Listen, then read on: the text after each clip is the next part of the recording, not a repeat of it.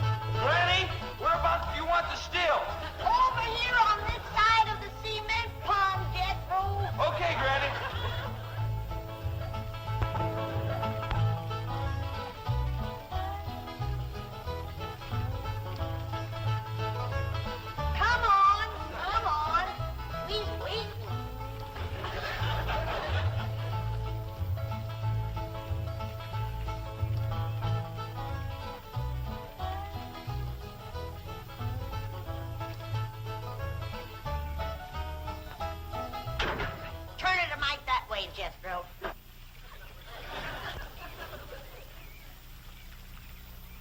Only one bad thing about putting you still here, Granny.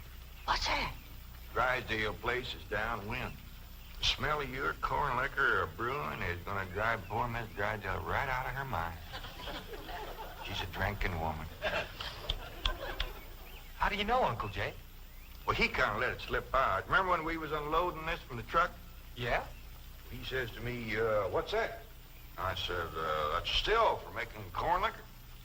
He turned kind of white and trembly, and he says, oh, please don't ever let my wife see that. I reckon she just can't leave the stuff alone. Some folks like that. Terrible. Come to think of it, that's how come she's in Boston. What kind of drinking? Yeah. Miss Hathaway says she goes all over every place looking to get cured. Damn the city cure is no good. The minute you go to taking it away from them, they want it all the more. I could cure Mrs. Drysdale of her drinking in 2 days. How, Granny? I just tell her she could have all she wanted. When they find out you don't care if they drink, they don't care to drink. That sure would be a blessing. Over here, Ellie, now. No more talk about drinking. Hey, look, everybody. Ella Mae's wearing a dress. How, Mr. Drysdale's in the house to see you. All right. My, ain't she pretty? Yeah. But, Ellie, you're showing too much bare hop.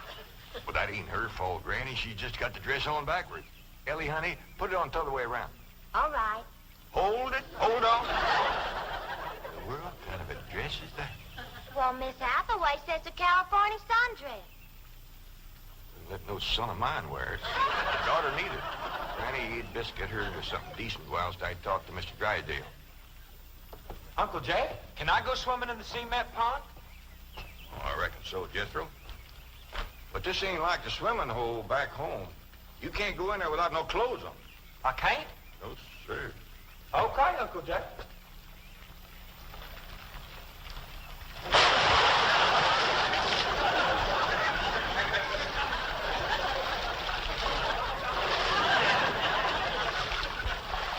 Someday I gotta have a long talk with that boy. Drysdale's office, Miss Hathaway speaking. Boston. That must be Mrs. Drysdale. No, don't put her on. She'll only make my life Mrs. Drysdale. How are you? How are things in Boston? The doctors here are just as silly as the ones in Beverly Hills. They insist there's nothing wrong with me. They've got me so depressed. I just had to call and talk to my darling. Are you taking good care of him? Oh, yes. As a matter of fact, he's stretched out on the sofa right now having his nap. How sweet. Well, the moment he wakens, you take his temperature and give him some of that blue medicine. What? He's waking now? Oh, marvelous. Put him on. Tell Only Mumsy wants to hear his sweet voice.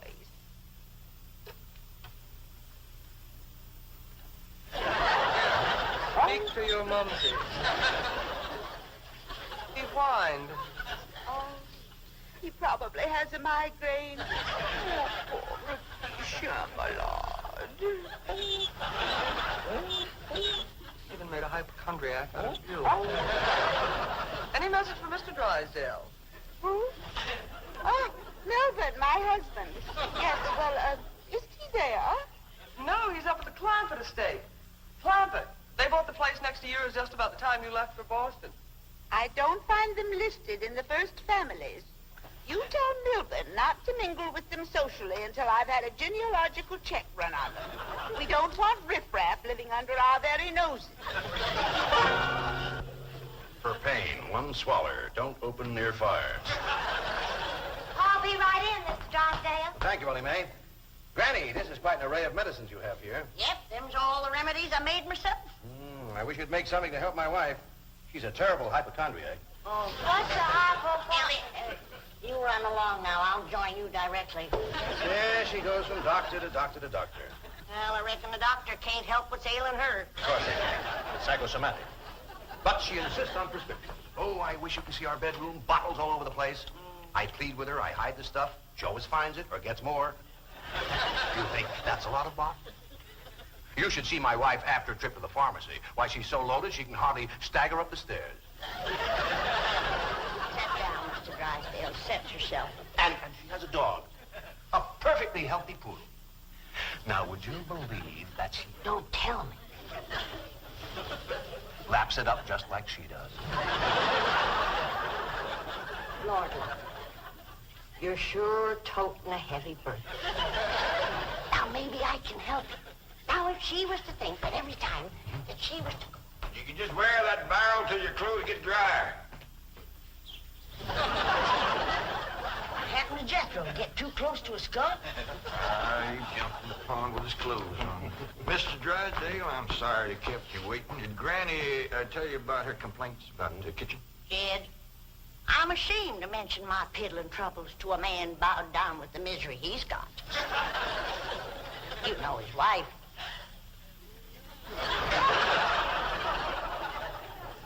Mr. Drysdale, our hearts go out to you. And we're going to help you, ain't we, Jed? You bet you we are. Man serves a poor purpose in this world if he can't help his neighbor. Oh, you're very kind, but I'll manage. I've been living with it for years. Have a nip, it'll brace you up. Oh, no, thank you. I never touch it. You hear that, Jed? Poor man. He's got all the trouble and none of the fun.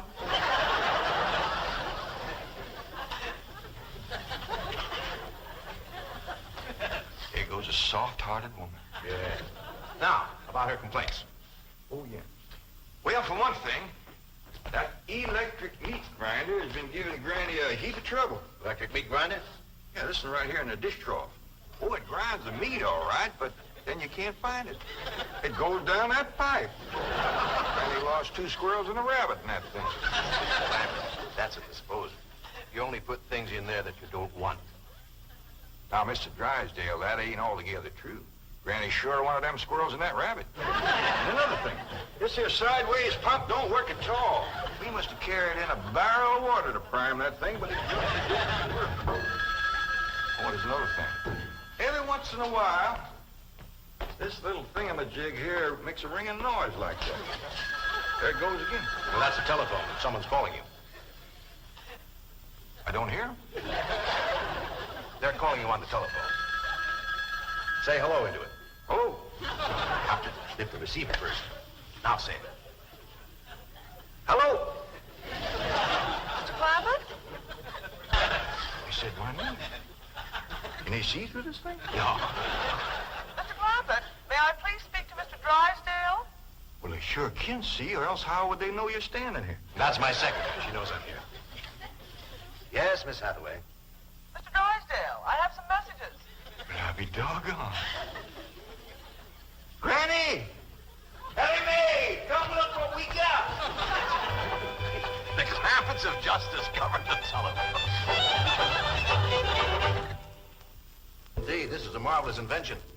With this instrument, you can talk to anyone, any place in the civilized world. We talk to my cousin Pearl? Oh, yes, of course. Right now? Yes? Ellie me. Run out back and fetch Jethro. Oh, wait a minute. He might not have his clothes on yet. Oh, I'll get him. Jed, is he greening us? Can we honest to goodness talk to Pearl on this thing? You heard what he said. Hello, Pearl, you old rascal. What you doing back there? Hi, there ain't crowd this here Dallas. Now, ladies, first, you gotta pick this thing up. Hello, Pearl, you old rascal. What you doing back there? Hi, there ain't crowd this here Dallas. What's she saying? Ain't saying a word, you just humming. Jamie, humming it too. Shut up, humming, and say something. Jethro will be right in. You ready to call Pearl? We've been a calm, but she just hums. That's dial tone.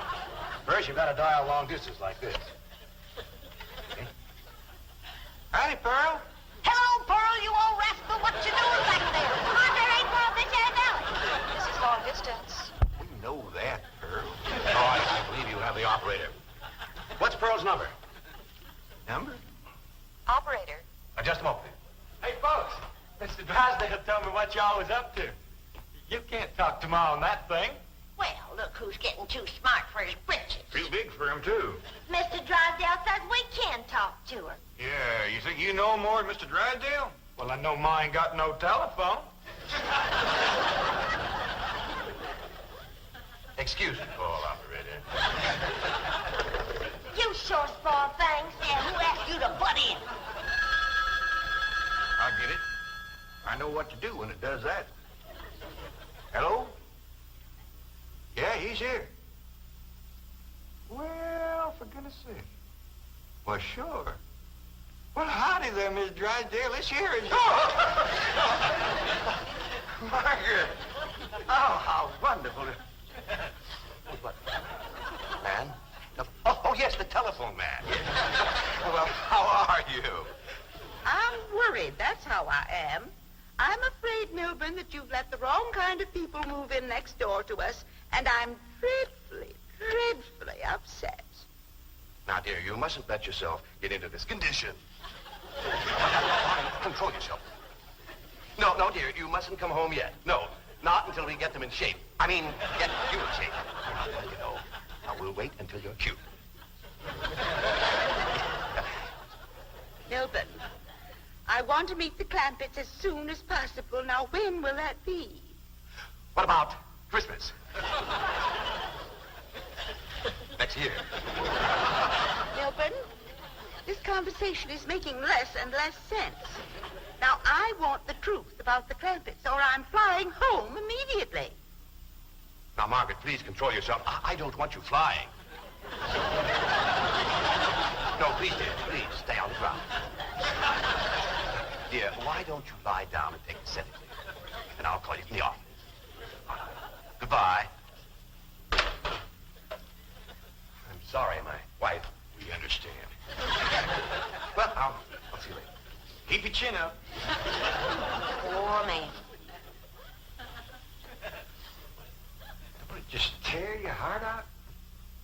He is so ashamed of his wife, he don't even want us to meet her. What he says, she won't be cured till Christmas of next year. You gotta help me, Granny. I still say I could cure Mrs. Drysdale in 2 days. Sure be worth a try. If we could get her out here. Kid, misery loves company. And if that poor, miserable woman thought that she had a drinking friend living next door... Granny, you ain't ever down more than a thimbleful in your whole life. I know, kid. But it'd be worth a little white lie to help a neighbor and save a marriage. But how?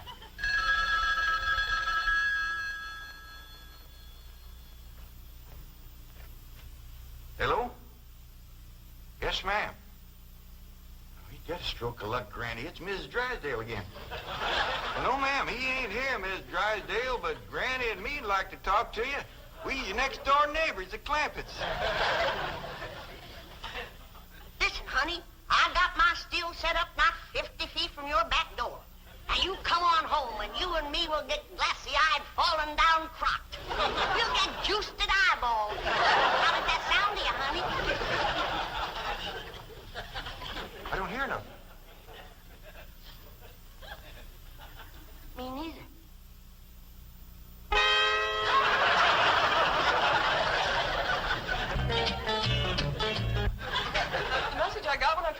your call? She's on a jet, right? Never mind the grisly details.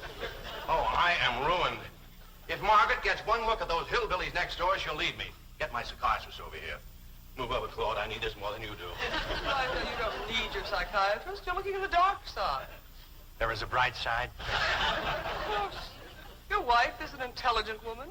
She'll see that underneath that rough exterior, the Clampetts are basically fine people. Or she may even help them to get socially acclimated.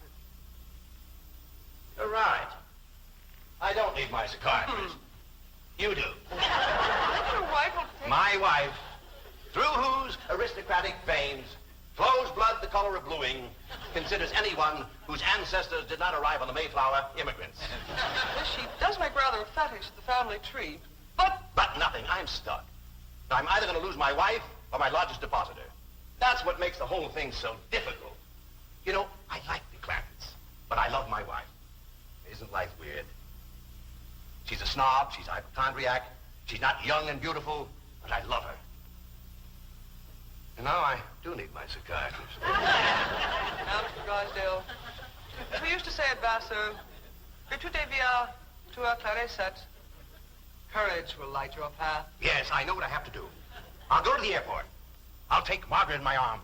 I'll look her in the eye and lie like a rug. I'll tell her the Clampetts have left town and put her back in the plane. I beseech you, do not become enmeshed in a web of lies. But it won't be a lie if the Clampetts are tricked into actually leaving town. But they're just getting settled. What could possibly induce them to leave town? That's your problem. Me? You expect me? But they like you. Finagle them into going to Palm Springs for a few days. No, no. I will not help you spin your deceitful web. Miss Hathaway, would you rather be an unemployed secretary or a spider with a raise? You know, I think the Clampetts might enjoy Palm Springs. Palm Springs? Where's that? It's about 125 miles from here, in the desert. Desert? Yeah, remember we crossed one of them on the way out here. All that sand? Yeah, I remember. You ain't getting me to no desert. Trees were so far apart, the woodpeckers had to tote lunch. But this is different, Granny. This is a beautiful resort with lots of trees and fine hotels and swimming pools. We got a pond for swimming right there. Ellie's out swimming right now. You didn't jump in with her clothes on, did you? I don't know. Oh, surely not. She promised to wear the lovely swim ensemble I got her. Yeah, she done just like Jethro. Here she comes with the dress shrunk clear up to her. Granny, What's the matter? all her hair come out. What? It's true. Ellie lost her beautiful hair. Heaven help her, she's bald as an eagle. Wait a minute. Take off your bathing cap. Oh, praise be. All right, but Ellie, you hadn't ought to went swimming with your clothes on and shrunk up that nice dress. This ain't a dress, is it, Miss Jane? No, dear, it's a beach jacket to wear over a bathing suit. Ellie Mae Clampett. Cover up your nakedness, child. That's the way everyone goes swimming out here. It's perfectly proper. Well, you wouldn't catch me in nothing like that. Me neither. Mr. Clampett, how would you like for a member of your family to become Princess of Palm Springs? What? They're holding a beauty contest at the Springs this week, and someone in this very room has the face and the figure to win. When the judges see her in a bathing suit... I told you I ain't putting on no bathing suit. Believe me, Mr. Clampett, this beautiful daughter of yours can win that Palm Springs beauty contest without even trying. Can we go, Pa? I'm sorry, Ellie Mae, but I just don't cotton to the notion of a bunch of strangers gawking at your bare limbs. Besides, we already know you're the prettiest. Why shame all them other girls? Run along and get some clothes on. Yes, sir, Pa. Mr. Clampett, I do wish you would reconsider about going to Palm Springs, even if Ellie Uncle doesn't... Jay and Duke and... Howdy, Miss Hathaway. Jane to you, Jethro. Well, Jane to you, too. Duke and me's all set to go hunting, ain't we, Duke? Jethro, have you ever hunted in the desert? No, ma'am. Oh, it's a fascinating place. You might even see a mirage. If there's one there, old Duke will tree it. He's the best hunting dog there is. Well, I love hunting around Palm Springs. You'll all love Palm Springs. They have wonderful hotels. Have you ever stayed in a beautiful hotel suite? No, I ain't, darling.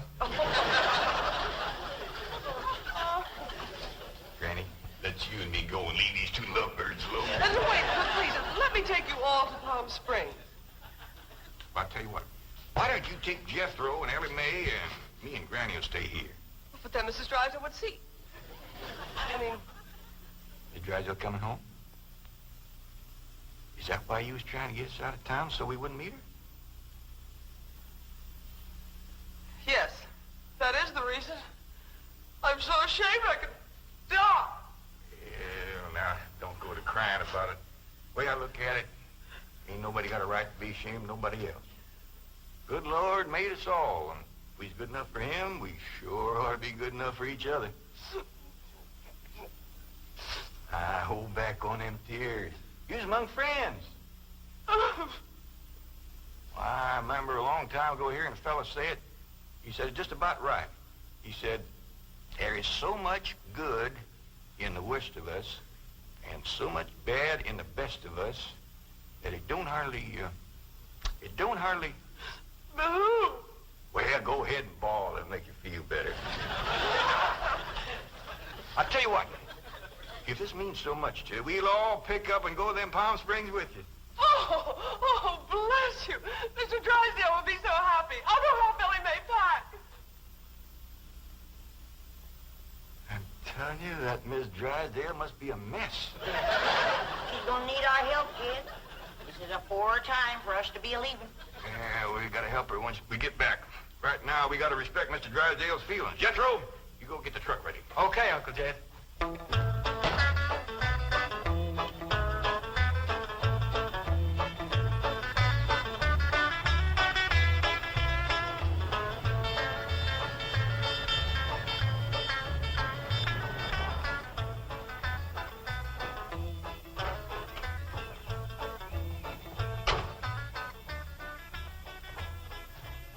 There, Melvin. The Clampetts gardener shouldn't leave his car parked in the front driveway that way. Oh, you're absolutely right, dear, yes. Well, Margaret, don't you want to stop at home first and freshen up, take some medicine or something? Milburn, I have just flown 3,000 miles to meet the Clampetts, and I intend to meet them right now. Well, Don, they're probably out of town. You see, they travel extensively. Oh, they're wonderful people. It'd be a shame if you missed them. But I know how anxious you are to get back to Boston and your doctors. And Sonny. How is Sonny? How's he like Harvard this year? Is it Yale? Princeton? Dartmouth? Let's go ask him. Milburn, what is the matter with you? Milburn, let go. Let go, do you hear me? Let go, I say. Let go. Have you gone mad? Let go, you beast. Step aside, lady. I'll shoot it.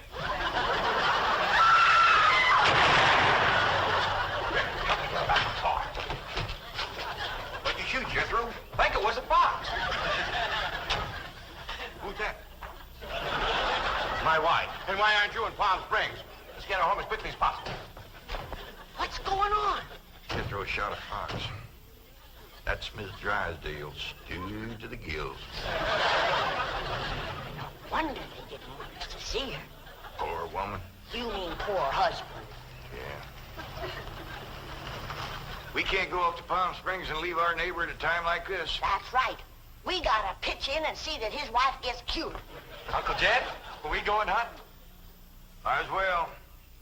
It'll be a while before she sleeps that one off. Well, I hope there's some possum around. These skinny old California foxes ain't worth shooting at.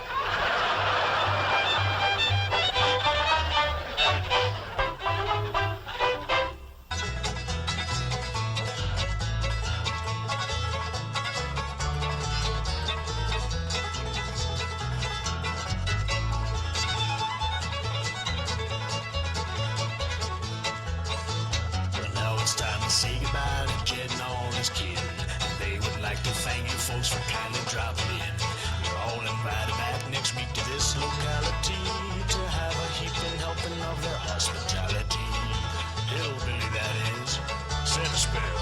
Take your shoes off.